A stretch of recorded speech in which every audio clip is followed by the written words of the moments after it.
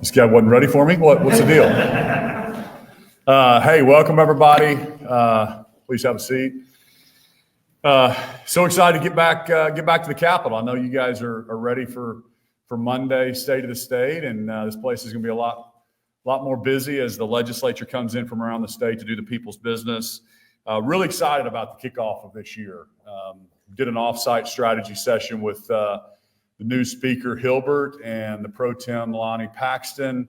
I'm really looking forward to a great session. I think both chambers are looking forward to working together this year, and it's going to be a successful session. So one of the big things I'm focusing on is to rally the Oklahomans around some principles that we can all agree on. And I think it's what Oklahomans sent us here to do. I think nationally we saw some things happening at the national election, and it's kind of a return to normalcy. It's a return to common sense. Let's make sure that we focus on the American dream for the next generation. And those four things that I think is important that we always focus on. Number one is protecting the Oklahoma taxpayer. It's what I truly believe at my heart will continue to make Oklahoma a top 10 state. Number two, let's make sure that Oklahoma is the best state for business. If we make Oklahoma the best state for business, guess what? It makes Oklahoma the best state for education, the best state for infrastructure, and the best state to raise our families. And the third thing is let's safeguard our savings. When I took office, if you remember, we had almost no money in savings, and historically that had been our pattern. And we've built the largest savings account we've ever had. Our economy is the best it's ever been.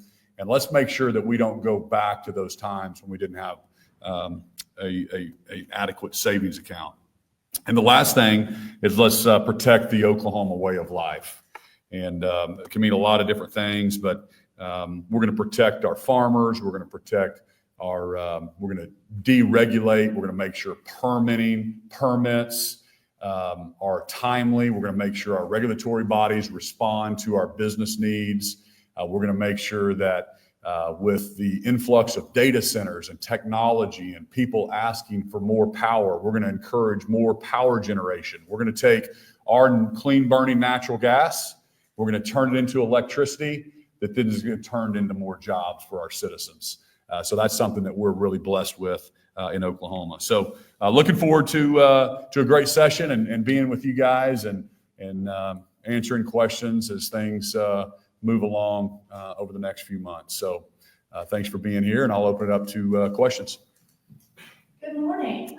President Trump is talking about abolishing the federal income tax. Obviously, that's something you've talked about a lot with new leadership in D.C., new leadership here in the Capitol. Do you feel like this is the year for some kind of tax cut? Well, I think most Americans, I think we're excited for a Trump administration. I loved what he said about setting up the External Revenue Service to go after tariffs and hold other countries accountable to pay their share back to the citizens of the U.S. So I think that's kind of interesting. I know that he's been studying President McKinley, and President McKinley was a big tariff president, and I know the president's talked a lot about tariffs to make sure that we are not putting Oklahoma or American companies at a disadvantage against other manufacturers around the world. So I think that's the big national picture. And my goal this year, I mean, I've been saying it for 6 years now. We need more taxpayers, not more taxes. Every time we've cut taxes, we've seen our revenue actually increase. And so what people don't realize is when we give money back to the taxpayer, the money doesn't disappear. It just stays in the citizens' pockets. And I believe that they can spend their money better than the government can. So my goal this year is a half and a path. So a half a point tax cut and a path to zero. We're not cutting core services, but what that will do is it limits the growth of government. And our economy has been booming every single year that I've been in office. And we can't just keep raising the base level expenses. We need to give that money back to the taxpayers in the form of a tax cut. We've done it before. We did the largest tax cut in state history last year. We got rid of the grocery tax, which has helped tremendously on working families when inflation is causing prices to increase at the grocery store and all across different products in our country. So I hope to get a half and a path done this year. I think the Senate and the House are ready to deliver on that for Oklahomans. I think some people have heard that call for a tax cut, and then also have heard some state agencies, executive agencies, explaining their need for additional revenue for certain purposes. You've got the mental health consent decree that will require some funding. You've got the Donahue Hospital that needs to be funded. Those are just off the top of my head. How do you square the idea of asking for $250 million, $350 million tax cut like that, maybe even more depending on the numbers actualized, with the needs that your own agency heads have articulated that the people need to have the services they need? I can square it very easily. Government will spend every dime that you give them. And there's never a shortage of good ideas. People come to you every year and they want more. And if you give them more taxpayer money, look how much more good they think they can do. But there has to be a limit on it. And I'll give you a perfect example. I used it last year. New York and Florida. Those are two states in our country that have very similar population sizes. There are about 20 million people in each. And then you look at their state budgets. New York has a budget of over $230 billion. Florida's budget is $115 billion. Why is that? Well, one of the reasons I could tell you is New York has more money to spend. They have a 10.9% state income tax, and Florida has 0. I don't think people in Florida, they still have their Medicaid, they still have schools, we still have airports, we still have police. And so again, this is an age-old question. How big should government be? And I'm a limited government person. I'm a person that believes in the free markets. And let's leave those decisions up to the individual to spend that money. Let's leave it to churches and nonprofits. And again, remember, we've got $4.6 billion in savings. So I'm not saying we can't strategically invest in infrastructure or a mental health hospital or this or that. But you also have to realize since 2019, our appropriations have gone from about $8 billion to over $12 billion. So I'm not afraid to invest in certain things, but we cannot continue to increase spending every year by, over the next 6 years by another 50%. Governor, I got 2 questions, one about immigration, one about budget. I'll start with immigration. I've been speaking with some folks in corrections, and they have said that before you can deport anybody out of our prison system, you have to commute the sentence. And I was wondering, I don't know specific inmates and what crimes they did, but they're in prison for bad things. Are you okay with commuting these sentences just to get them deported? I mean, are you okay putting your name next to a commutation for a rapist or a murderer just to get them deported? Of course not. And I've got Tim Tipton, I've got Steve Harp looking at all of those people that are currently incarcerated. We have about 536 people incarcerated in state prisons that are here illegally. They've committed crimes, are here illegally. And we're having to balance, yes, justice for the families and the victims. What is the country of origin? Do we have secure borders? Could they recommit a crime? Have they served their sentence? So those are all things we're doing. We're not going to cross the board release bad people without serving justice. But there are people that are at the end of their sentence and they're about to get out. And historically, over the last 4 years, when we turned them over to ICE, nothing happened. They were just back into the communities. And so I think that's what Tom Holman, that's what the Trump administration is talking about. Oklahoma is going to be ready. Other states have been reaching out to Tim Tipton and Steve Harp to figure out how we're looking at those people in prison. But you make some great points, and it's certainly something that we're considering. And so the victims don't have to worry about that. We're thinking through all those things, and we're not going to let bad people out just to make a political statement. But I also am thinking about the tens of millions of dollars that Oklahoma taxpayers are spending incarcerating people that really shouldn't be in our state anyway. My budget question, I've been speaking to some lawmakers, you're gonna get the Board of Equalization numbers next month. And there is kind of a fear that that's Joe Biden's world. We're in Donald Trump's world now. We don't know how drill baby drill and the gross production tax is gonna perform. We don't know what they're gonna do with inflation. How are you budgeting for a world we just got used to last week? Do you think those budget numbers will reflect how life will be in September or October? So the Board of Equalization will get the numbers that predict or give the estimate of what the legislature can spend on February 14th. And if you look over the since I've been in office, we've been really conservative with our numbers. In other words, we have outperformed our numbers every single year. And that was back when Trump was in office and also the 4 years of President Biden. So we're really conservative when we go into those things. I think that's the right budgeting approach to take.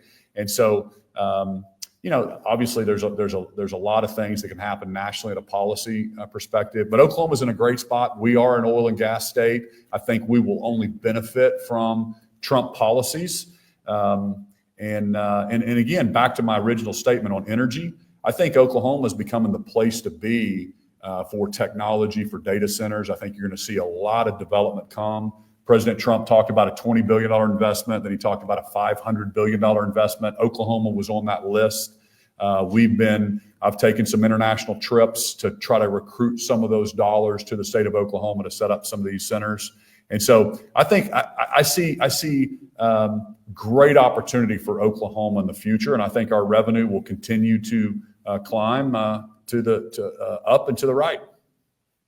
Good morning, Governor. Just wanted to check on if you are still kind of in support of all of the above energy policy. You mentioned energy consumption, the data centers, artificial intelligence stuff.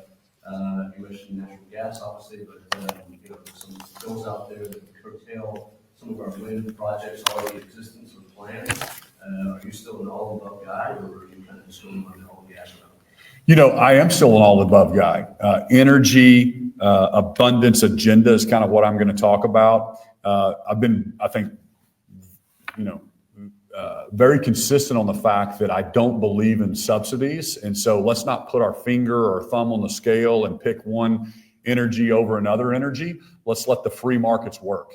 And we believe that in Oklahoma. I was just with SPP yesterday, which is our Southwest Power Pool executives. They came over from Little Rock to meet with me. And one of the things that they've told me that I think is important for the American people and Oklahomans to understand is with wind or with renewables, you can't count on them when you need to. In other words, here's the example. There's about 35,000 megawatts of energy that is in the Southwest Power Pool from wind. But the nameplate, in other words, the amount of energy that you can count on is only 5,000, okay? From 35,000 to 5,000. Now, a natural gas plant, you can count the nameplate energy is 90% of what their total production could be. So in other words, if it's super cold outside, or if the load demand we need more electricity, if the wind's not blowing, you can't count on that. And so when you rely so much, and I've said this consistently, we're not against renewables. They're a good additive to the grid, but you have to have a base load of natural gas. And that's what I think the Biden administration has tried to sell a bill of goods to the American people, that we can be all on wind or solar or renewables, and natural gas is saving the day for a reliability purpose in the U.S. And also Oklahoma our mix of energy is driving all these economic developments because we have some of the most affordable energy in the country. And that's really, really critical for our state as well. Good morning, Governor. Just have a couple questions. Versus on business. You say that you want Oklahoma to be the best state for business in the nation. What are some essential initiatives that need to happen this legislative session to accomplish that? And what has been your input to the new legislative leaders to make that happen? And I'm going to give you my follow-up. Does tort reform in any way factor into making Oklahoma a better business state? Well, great question. Couple thoughts. Number one is business courts. We got that passed last year, and we want to signal to the business community that Oklahoma is the place to be headquartered. Oklahoma is the place for our for rule of law. You see Delaware attacking Elon Musk's company, right? Got into compensation that was negotiated by the board and et cetera, et cetera. So he pulled out of Delaware. You saw the court system attack President Trump's business. I don't want businesses to think that that could happen to them in Oklahoma. So we're going to set up business courts. It's going to be live in 2026. So really excited about that. That's one thing. I think the business tax, I've cut it already 2 points in Oklahoma. We want to cut another 0.5 point in the business tax, which will also signal to businesses that they can set up and they can be successful here. You can talk about the executive order I signed for permitting. Businesses want shovel-ready sites. They don't want the endless bureaucracy that sometimes slows down. If you look at how long it takes to get a permit in California to build a house, they're in big trouble. They're in big trouble with what's happening out there. And our hearts go out to all the devastation that's happened. But you're going to see people not rebuild. They're going to come to states like Oklahoma because it's going to be quicker and easier and more affordable instead of having to go through the endless bureaucracy to get a simple permit. So always thinking about that layer of things. Tort reform is something that businesses need assurance. You can't have runaway jury verdicts. That's something that I think is really important. From Governor Keating, my predecessor, he really focused on tort reform, and that's something that we need to look at to make sure some of the courts have eroded some of the gains that he did back in the late 90s, and we'd like to get those things reinstated. The medical community, the doctors have come to me and said, Governor, it is cheaper for us to set up shop with our malpractice insurance in Dallas, Texas, than it is in Oklahoma. I want Oklahomans to have access to all the doctors. I want more doctors per capita here than we have in Texas. I want it in rural Oklahoma. But you have to realize these people are going to be making a decision on what's best for them and their family as well. And we can't have expenses to be an outlier, right? Everything is market. We have to compete with Texas and Arkansas and Kansas on tax policies and make sure our insurance costs are comparable to the region that we compete in. So I think those are 3 examples of things that we'd look at this year, and I'd encourage the legislature to continue to move forward on. Good morning, sir. You've always been pretty passionate about trying to save the state money and things. You recently issued an executive order concerning state vehicles and ordering every agency to look how many they have, and I guess it was an aim to reduce the number of vehicles. How many vehicles do we have, and why kind of focus on that issue? I learned that from a former governor in Indiana, Mitch Daniels, and I loved it when I first became governor. He told me that he went and put a penny on the right back tire of every state vehicle. And then he went back 30 days from then, and if the penny was still there, he sold the vehicle. And I thought, man, that's a brilliant idea. And so I know the waste. I know the people that have vehicles. I see the lots, and just trying to find out how many vehicles we have has been a challenge. And so I think we're down. Some agencies have brought to me, and just services are still happening. People are still are meeting the needs of Oklahomans. But I think we're down 600-700 vehicles. My goal was to get rid of 1,000 vehicles. And just be able to share those vehicles more efficiently. And so just kind of getting the agencies to work together. That's why I like the consolidation a little bit. I like sharing some of the resources that we already have in state government. Last question. Governor, there's been a lot of talk about the freeze of federal funding and everything from the administration. Can you talk about that impact on state agencies, local organizations, tribes? There's a lot of organizations that use this federal funding. Can you talk about that? Yeah, so it was brought to our attention yesterday, and I think a lot of overreacting. First off, I talked to Ellen Butner, who is our director of Healthcare Authority today, that manages our Medicaid. She has been able to access that federal website to draw down some funds that are reimbursement for our hospitals and our doctors. But I think a little misinformation. I think the Trump administration, what they were talking about is trying to get their arms around foreign aid. Like, where's all the foreign aid going to? Are we allowing these countries to just send out money? So I think he was trying to get control of that, putting America first as far as environmental agreements. You saw President Trump pull out of the Paris Agreement. And I think there was just funds just going out the door from the federal budget that he wanted to get his arms around. He wanted to end DEI. There were states that were pulling down, or universities pulling down DEI funding. So he was like wanting to stop that. I think most Americans agree with that. He wanted to defend women from gender ideology. There were maybe potentially states doing gender surgery that did not agree with the president, or in Oklahoma, that's not happening. But I think that's what he was talking about. We're not talking about SNAP benefits. We're not talking about Medicaid. All that, and we can share the memo back with you, was back reinstated. So there were a lot of misinformation yesterday. All that's back online.